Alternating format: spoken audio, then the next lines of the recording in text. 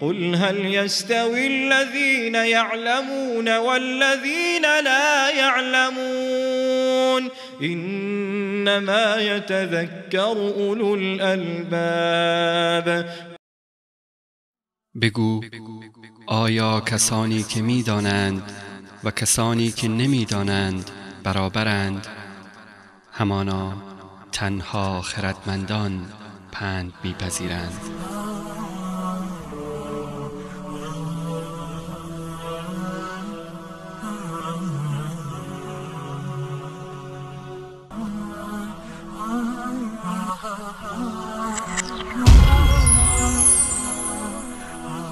الحمد لله رب العالمين، والصلاة والسلام على أشرف الأنبياء والمرسلين وعلى آله وأصحابه أجمعين. اللهم يا ولي الإسلام والمسلمين ثبتنا على الإسلام حتى نلقاك. اللهم اغفر للمؤمنين والمؤمنات والمسلمين والمسلمات الأحياء منهم والأموات. أعوذ بالله من الشيطان الرجيم. شهر رمضان الذي أنزل فيه القرآن هدى للناس وبينات من الهدى والفرقان، فمن شهد منكم الشهر فليصمه، ومن كان مريضا أو على سفر فعدة من أيام أخر، يريد الله بكم اليسر ولا يريد بكم العسر ولتكملوا العدة ولتكبروا الله على ما هداكم ولعلكم تشکرون. این آیه مبارکه برای ما و شما نوید قرآنی است، نسیم فارم الهی است. فرا رسیدن رمضان و این ماه نزول قرآن و این ماه بهار قرآن خبر می دهد.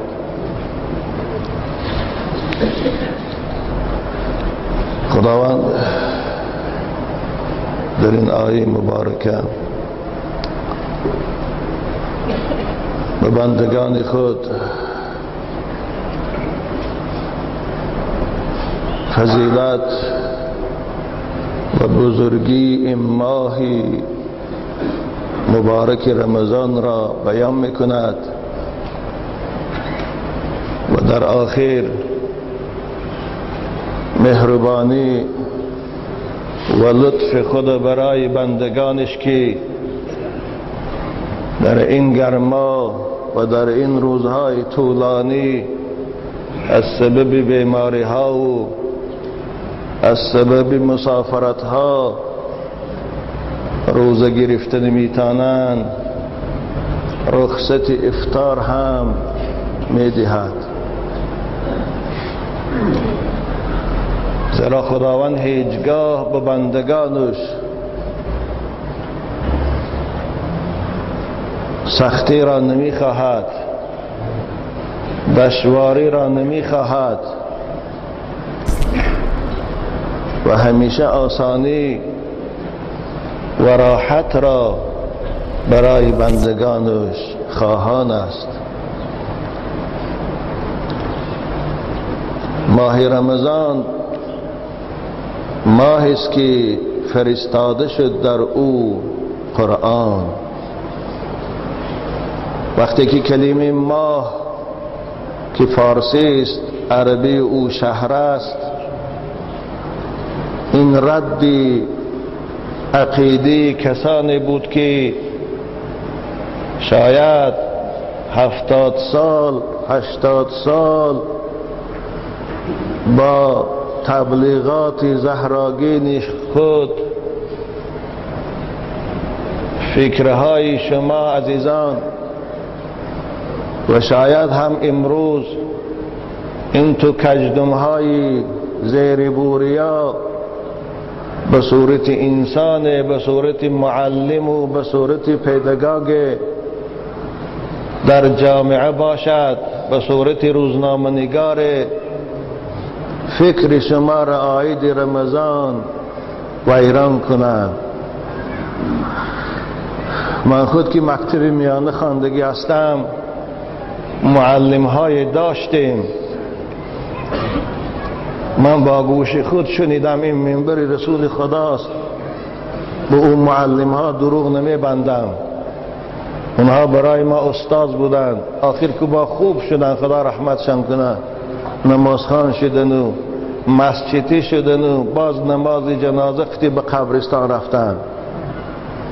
لیکن در ایام جاهلیتشان مثل امروزه حکومتدارا، مثل امروزه ژورنالیستا، مثل امروزه ایدئولوگ ها، اونها هم فریب خورده بودند. برای تمسخر ما روحانی‌ها می گفتند که رمضان 3 روز است و ملاها و ایشانها اون 3 روز گم کردند، بنابر مردم تا 1 ماه روزه گرفتن امر کردند. این تو شاید شما هم شنیدگی باشید، چرا این سخن در زبان هر کدام حکومتدارای اون زمان بود، ایدئولوگ های اون زمان بود. خدا نکنه ماه روزه که می آمد گزیته ها و خارپشتک ها چه رسمهایی را در تحقیر روزه و روزدارا و شماها پخش میکردن. خدا جزاشان تیاد. انشاءالله که اونها جزاشان دیدن، اونها از جامعه شرمندوار دفع شدند، اما مع الاسف حال اونها به اینهاش امروزهاش عبرت نشد. چرا کردی دو چشم عبرتت کور، کشاده می نماید لیک بی نور. چرا عبرت ز پیشینان نگیری، و زندانی جهالت تش نمیری. خداوند به خاطر رد ان همون آدم ها آغاز آیه را به کلمه شهر شروع کرد. شهر رمضان الذی، ماه مبارک رمضان، ماهی است که فرستاده شد در او قرآن. قرآن چه کتاب است؟ بارها صحبت در این موضوع شده بود. قرآن چه کتاب است؟ ایشان مولا محمود جان مفصل ساعتها در فضیلت قرآن و معجزه بودن قرآن صحبتهای داشتند. در نوارا هست، مع الاسف امروز پخش این نوارها هم منع شد و حتی فروشندگان اونها را براشان دیلی جنایی کشاده می شود. قانون جنایی جمهوری مانده باز 1 پونکت نوعی و جای داده شد، این باشد فروشی نوارهای خوابیدی های خادگری دینی و اسلامی.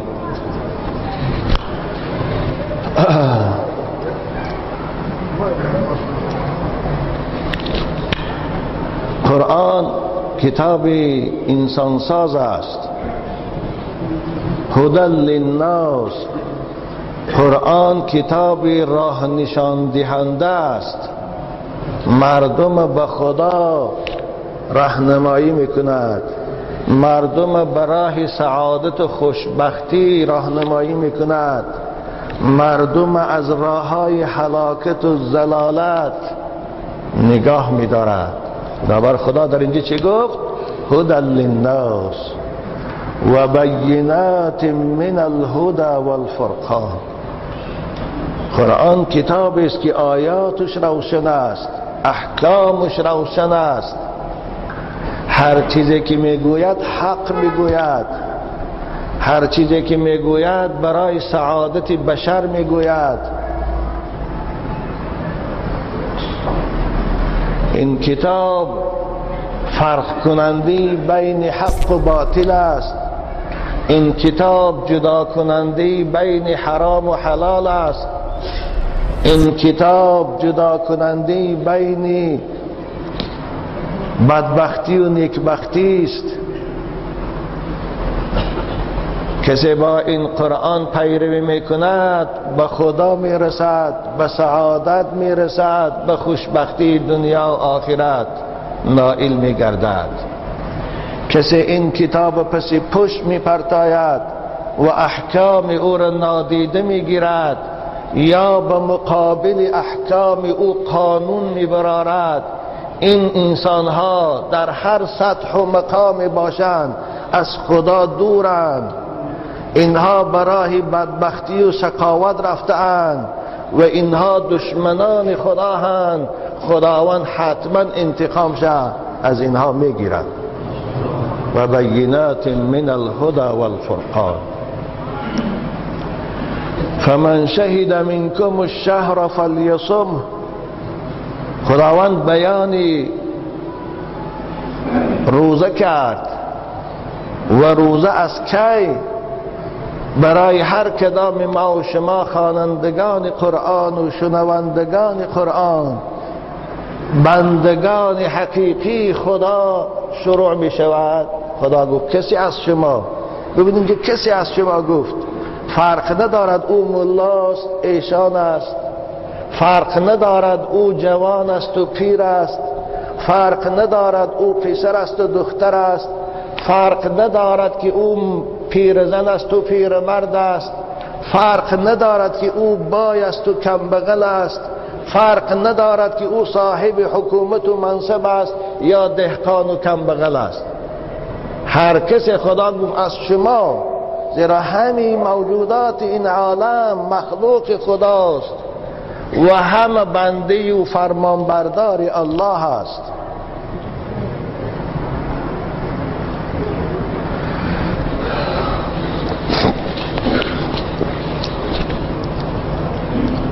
فمن شهد منکم الشهر، بس هر کدام از شما ماهی نو را در شب اول رمضان دید، خدا چه گفت؟ فلیصم، باید روزه دارد. این صیغه فلیصم امر است، امر بالا، امر غائب بالا معلوم است. خداوند به ما و شما به واسطه این صیغه از هر کدام ما فاعلها، روزدارها، روزگیرها، سفارش روزه گرفتن کرد. هر کسی که اقرار داره بنده خداست باید فرمان پروردگارش اجرا کند، باید در کدام سطح و مقام نباشد. زیرا این پاست و منصب ها، این ثروت و بایگری ها، این انسان هایی که صاحب اونهاست در پیشگاه خدا قدر ندارند. همه اونها برابر بنده خدا هستند، همه اونها محتاج به رحمت خدا هستند.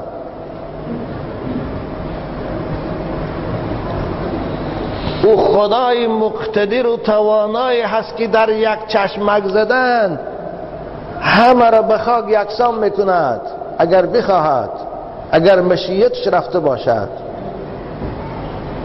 او خدایی است که هیچ یکی از متکبران عالم از اول سر کرده تا آخر دنیا نمیتوانند به او ذره زیان رسانند.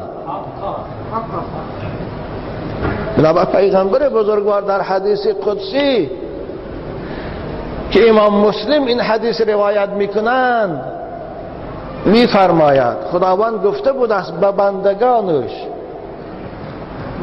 از سطح پایانی سر کرده تا سطح بالایی، یا ابن آدم لو ان اولکم آخرکم و انسکم و جنکم كانوا على افجر قلب رجل واحد منكم ما نقص ذلك في ملکی شیئا. ای بچه آدم،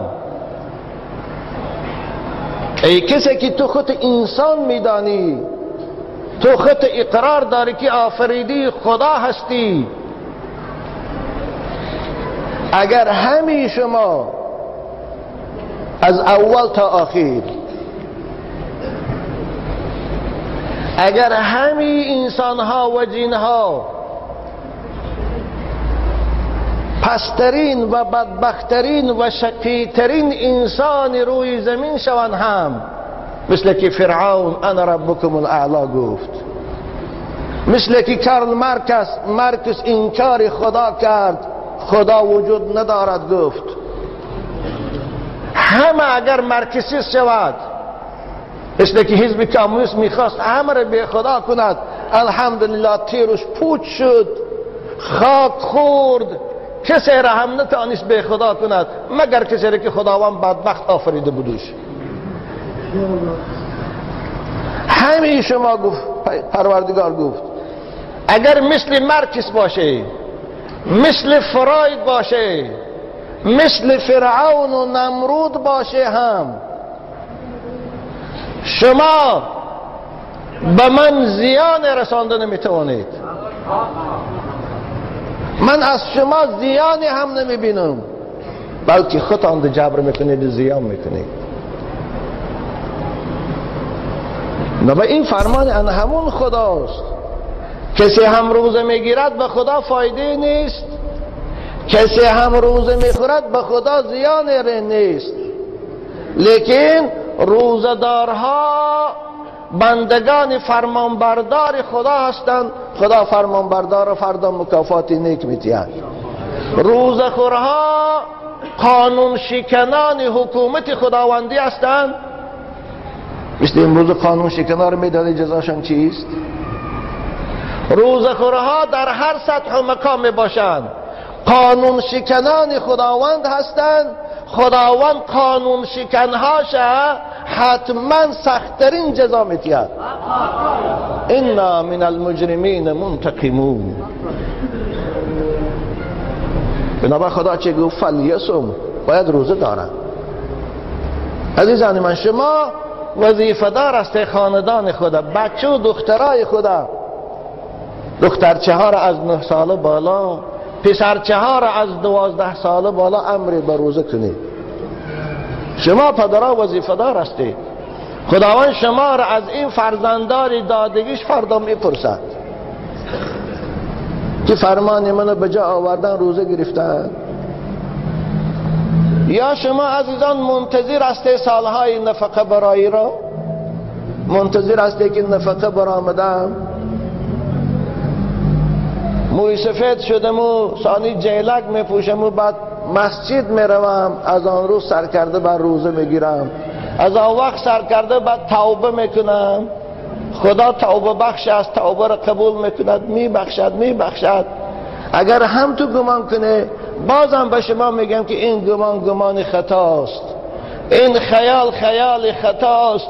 همین هفته من 3 جنازه، یکی جنازه جوان 14 ساله خواندم، یکی جنازه جوان 18 ساله خواندم، یکی 23 ساله. همین هفته توبه را فردا گذاری، عمر فردا را که دید.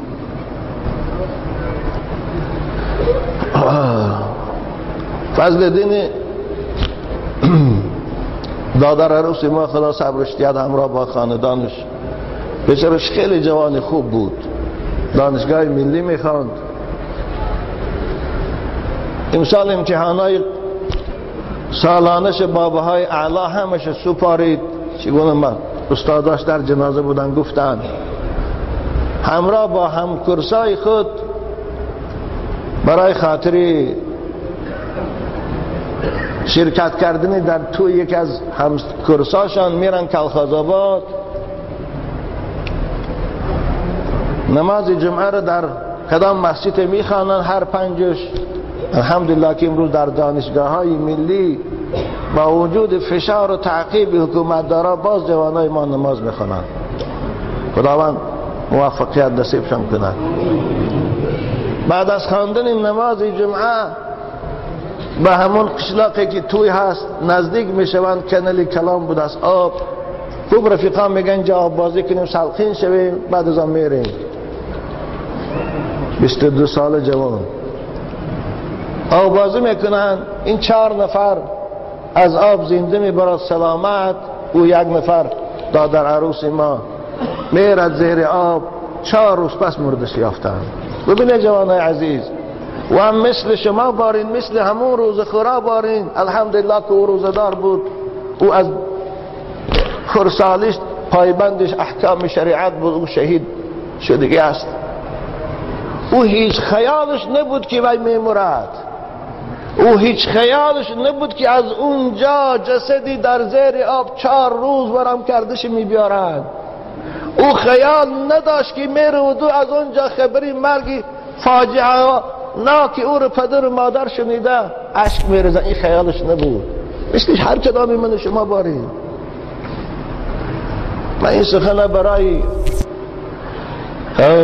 بیدار شدن شما جوانان میگویم، برای بیدار شدن روزخورهای بی نصیبه میگویم. از اوس مردش آوردن. بنابر رسول اکرم چه گفتن؟ هلک المصوفون، هلاک شدن کسانی که فردا و پس فردا میگویند. فردا را توبه را فردا گذاری، عمر فردا را که دید. بنابر خدا چی گفت؟ روزه دارید. هر کدام از ما و شما باید روزه گیریم. وقتی که سلامت هستیم، تن صحت هستیم الحمدلله. وقتی که عقلمان بجاش است، عقل سالم داریم. وقتی که در خانه مقیم هستیم، وقتی که کارهای وزنینی طاقت فرسان نمی کنیم، ما باید روزه داریم. ما باید فرمان خدا را اجرا کنیم. ما باید در پیشگاه خدا از جمله بندگان مطیع و فرمانبردار باشیم که خداوند از ما مباهات کند، افتخار کند بر ملائکه هاش.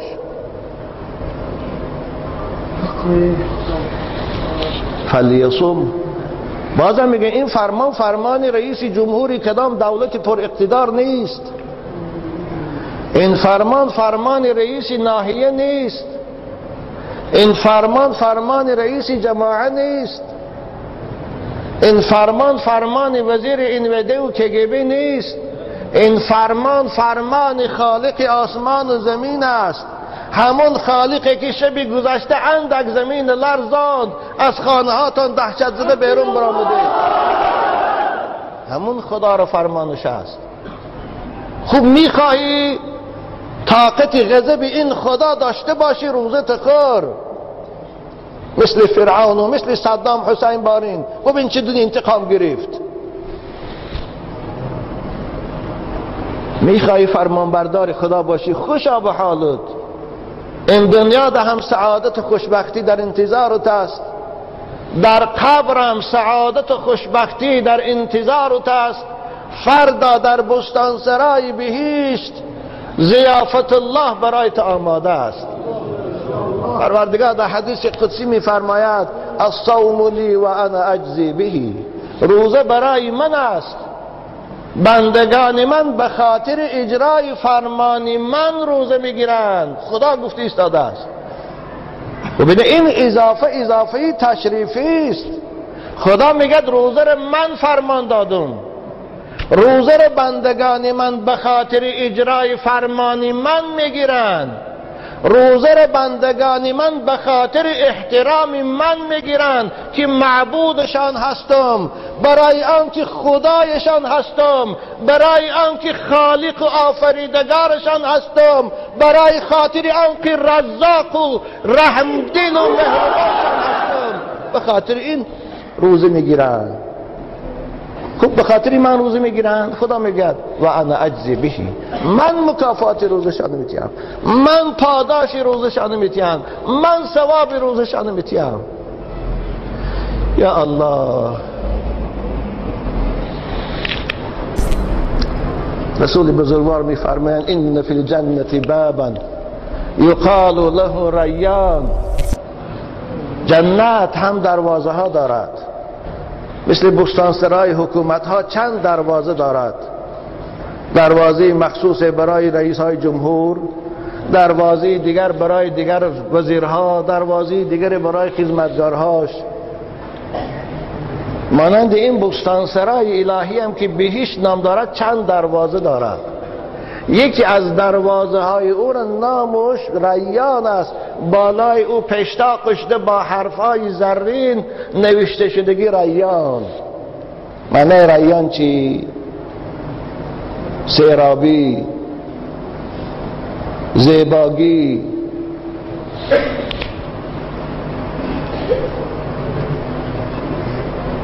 از این دروازه که می‌دارد رسول بزرگوار فرمودند وقتی که روز قیامت شود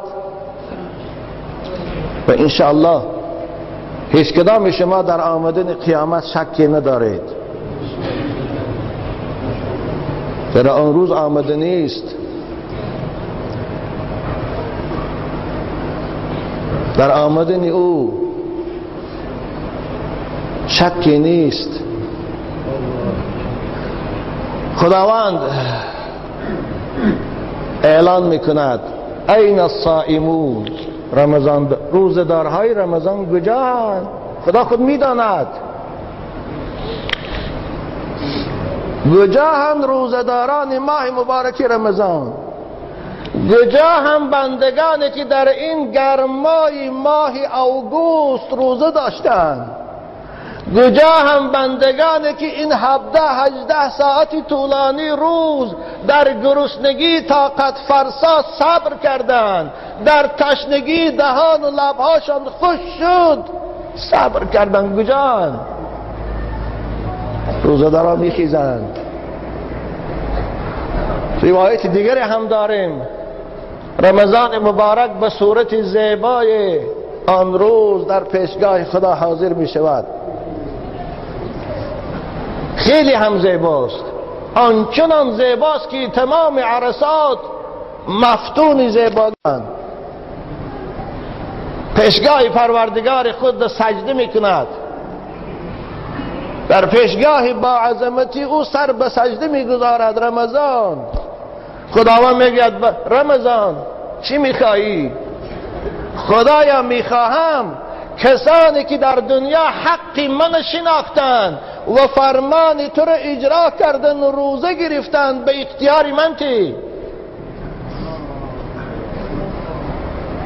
پروردگار چی میگوید؟ برو عرصات قیامت، کسانی که حق تو را شناختند اونها را پیشواز گیر، اونها را به در دروازه بهشت که نامش ریان است بیار. رمضان می رود، روزدارا را در عرصات قیامت جدا می کند. از کی؟ از روزخورها. یک نام قیامت روز فصل است. شما در سوره عامه می خوانید ان یوم الفصل کان میقاتا. شما در سوره یاسین میخوانید وامتاز الیوم ایها المجرمون. آن روز خداوند ندا میکند که ای جنایتکارا، ای بی نمازا، ای روزخورها، از بندگان نمازگزار و روزدار من جدا شوید. آن روز حکومت در دست الله است، دیگر حکومت نیست. آنجا اوباما هم خاموش است، آنجا مدوید هم خاموش است.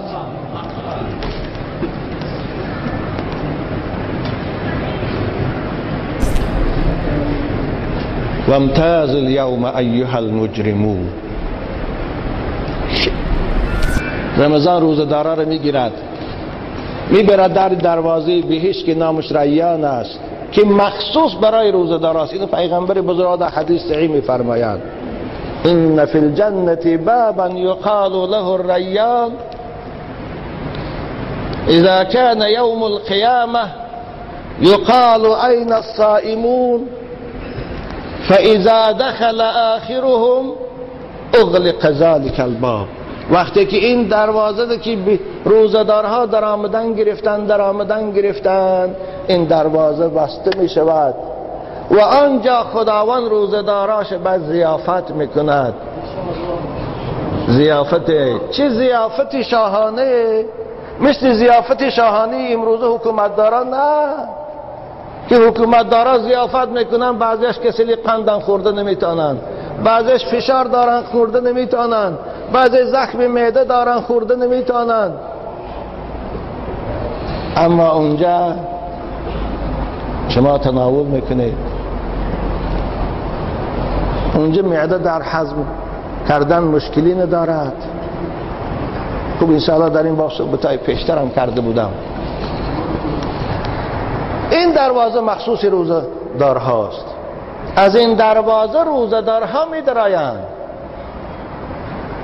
رسول اکرم صلی الله علیه وسلم کسانی که امروز به این امر خداوندی فلیصمه عمل کردند، آنجا در بستان سرای بهشت از این دروازه می درآیند، راحت میکنند. بنابر خداوند چی میگوید؟ کسی از شما بیمار است، مریضن، او علی سفر یا مسافر است.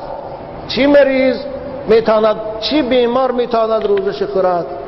عزیزان من، بیماری که مثل فشار بلند، مثل قند که به آب ایستاده نمیتواند، مثل زخم معده،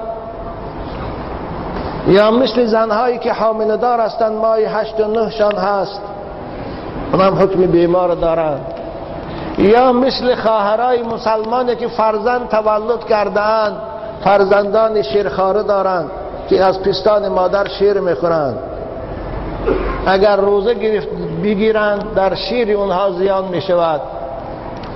خدا به این تو بیمارها رخصت داده است روزشان خورند. فعدت من ایام اخر، روزشان خورند. وقتی روزهای کوتاه سال ماه دکبر و ینور و فوریه می شود، خداوند برایشان بهبودی و سلامتی عطا کند، شفا یابند، روزشان 1 ماه قضاییش میگیرند. اینه برای 1 ماه قضایی میگیرند. اینها فدیه نمیتیند.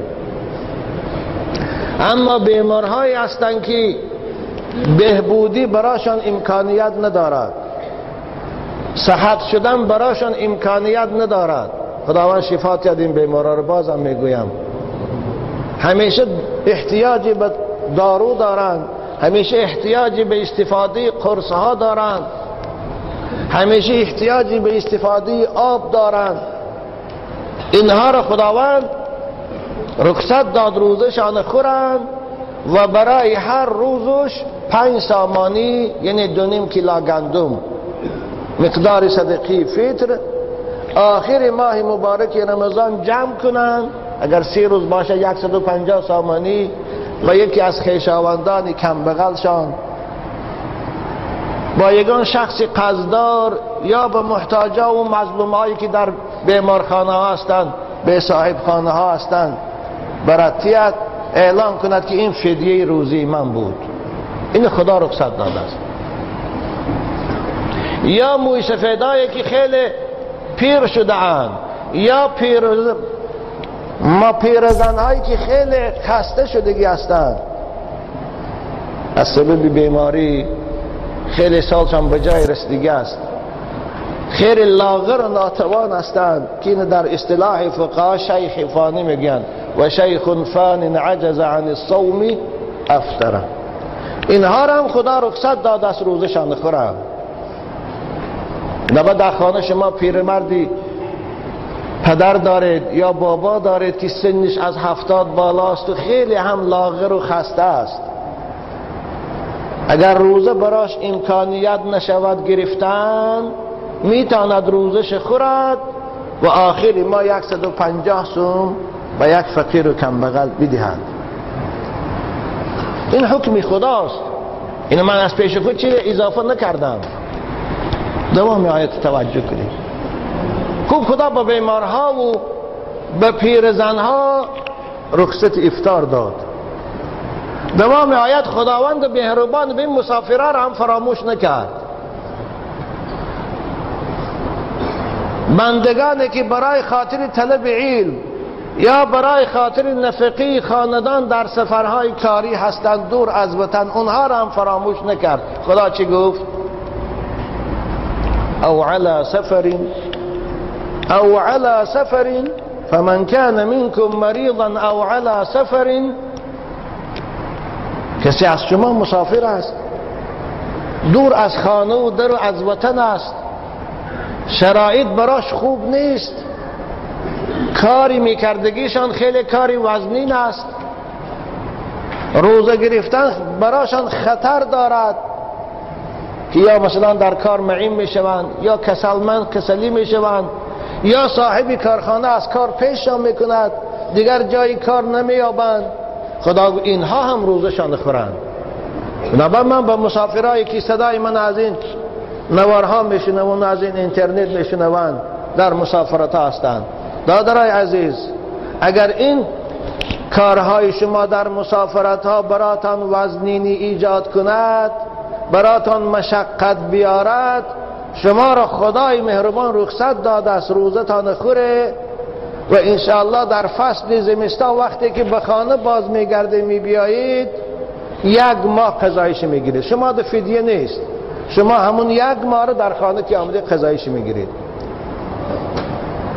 فعدت من ایام اخر، این امر خداست. لیکن اگر رفت شما در مسافرت هسته، سفری هست که براتان مشقت ندارد، براتان مشقت ایجاد نمی کند، کار هم که کنه کارتان وزنین نیست، خداوند چی میگه؟ و ان تصوموا خیر لکم، شما رمضان روزه گیرید، روزه گرفتن بهتر است از روزه خوردن تان. یعنی که شاید زمستان می بیایه، آیا امکانیت قضایی گرفتن داره یا نداره؟ با مردم یک جایی روزه گیره، وزنینش هم در نظر نمیتابد. اما تنها روزه گرفتند خیلی ایمانی قوی در کار است که همه روزه خور باشده در عائله روزه دار نباش. حکم اسلام برای شما این است. در اسلام حرج نیست دادرای عزیز. این چیزی که من با شما میگم این نص قرآنی است. پیغمبر بزرگوارم که برای امت مهربان و دلسوزند، برای مسافرها اجازتی روزه خوردن دادند. حتی در حدیث حضرت فرمودند لیس من البر الصیام فی السفر، سفری که مشقت داشته باشد با وجود وزنینی و مشقت روزه گیری این روزه ثواب ندارد.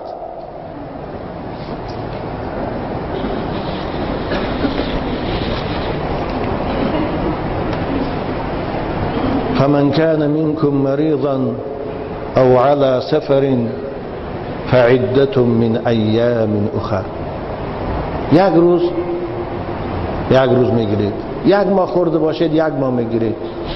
شما وقتی که از سبب رخصت شریعت خود روزه میگیرید، خود روزه میخورید، شما برای این روزه خوریتان گناهگار نیستید. شما نمازاتان خانه، تراویحتان خانه، انشاءالله وقتی که قضایی میدارید فرصت مناسب شد، شما گویا بعینی همون رمضان روزش داشتید. اما کسانی که به عذر روزه میخورند، بیمار نیستند، مسافر نیستند، عاجز و پیرمرد و ناتوان نیستند، لاغر و خسته نیستند، پهلوان و با قوت و با اعضاهای سالم خدادادگی که برایشان داده است استفاده میبرند، اگر روزشان خورند. اینا را پیغمبر چی میگوید؟ ابو هریره روایت میکنند که رسول اکرم فرمودند من افطر یوما من رمضان من غیر عذر لم یقض عنه صیام الدهر کله. کسی یک روز رمضان به سبب به عذر اگر خورد یک روز، وای به حال کسانی که تا امروز روزه نداشتیند، وای به حال پهلوانانی که رمضان مبارک می‌دارند و پروا ندارند که این ماه چی ماه است.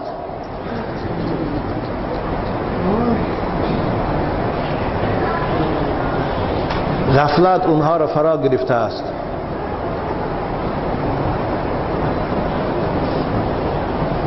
دلهاشان زنگ زده است، در او دل نور ایمان نیست، در آن دل صحبت خدا و رسول تأثیر ندارد، در آن دل امیدی به مغفرت و به پیشگاه خدا رسیدن نیست. به سبب روزشان میخورند، پروا ندارند. رسول اکرم چه گفتند؟ روز پشیمان شوند و بازگشتی به سوی خدا کنند. روز بعد از منصب رفتن، بعد از اینکه ایام جوانیشان سپری شد و به 70 و 80 رسیدن، ترس مرگ، ترس خدا، ترس داخل قبر براشان پیدا شد. یکی او زنگ دلهاشان تازه شد، یک نور از نور ایمان در قلبشان روشنایی داد. یکی واهمه زیرشان که مردن هست، پیشگاه خدا رفتن هست، جواب دادن هست. یک تکان میخورن و بیدار میشوند از خواب، ثانی روزه قضایی گیری رو سر میکنن، قضایی میدارن. حضرت چه گفتن؟ اگر تمام عمرشان روزه قضایی دارند، ثواب یک روز رمضان هم گرفته نمیتونند. آره فرض از گردنش ساقط میشه اگر قضایی دارند، اما ثواب یک روز رمضان که خداوند گفته است الصوم لی و انا اجزی به، من پاداش میدم، این ثواب به دست گرفته، به دست آورده نمیتونند.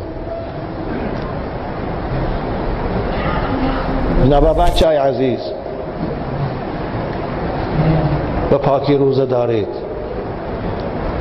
انشاءالله روزه برای شما چگونه که پیغمبر بزرگوار می‌فرمایند الصیام جنتون، روزه برای شما فایده ها دارد.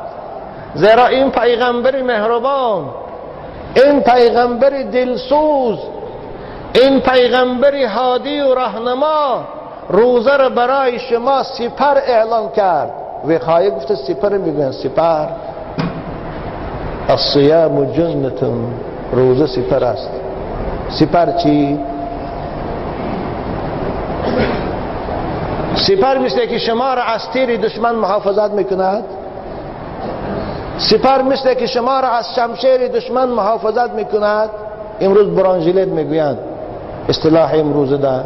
روزه برای شما سپر است، برای شما برانژیلت است. وقایت من المعاصی و وقایت من النار و وقایت من الامراض التي تحصل من کثرت الاکل و الشرب. عزیزان میگن این روزه نگاه دارنده ما و شماست. یکم از بیماری ها، بیماری هایی که از سبب پرخوری پیدا می شود، بیماری هایی که سرچشمه اونها معده هست، بیماری هایی که از غذاهای چربی و روغنی و شیرینی پیدا می شود. شما را از این بیماری ها روزه محافظت بکند. روزه شما را نگاه می دارد.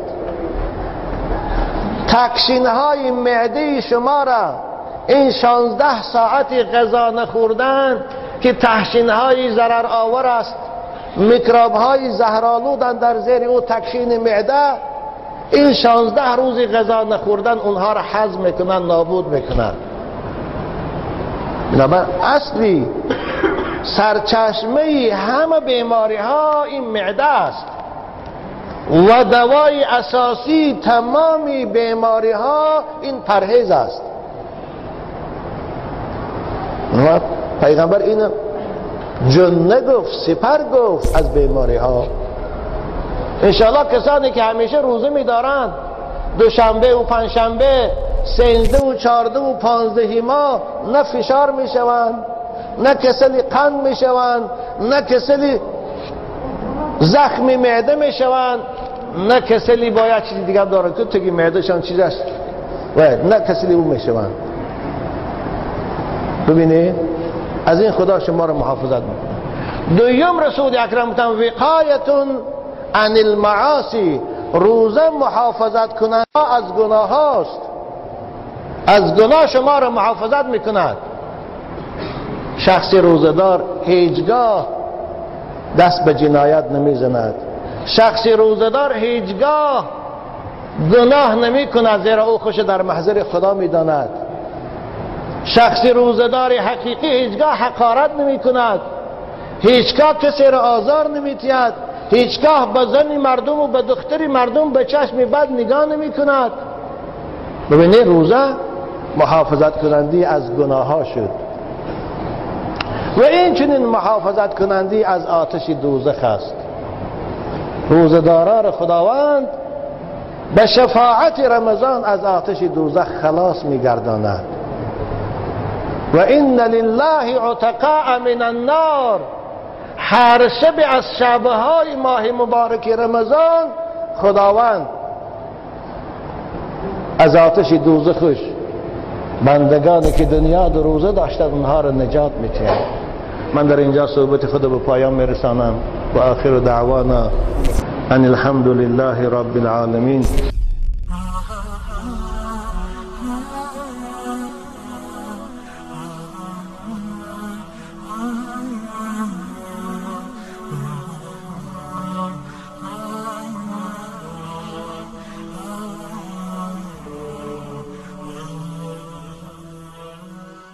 قل هل يستوي الذين يعلمون والذين لا يعلمون إنما يتذكر أولو الألباب.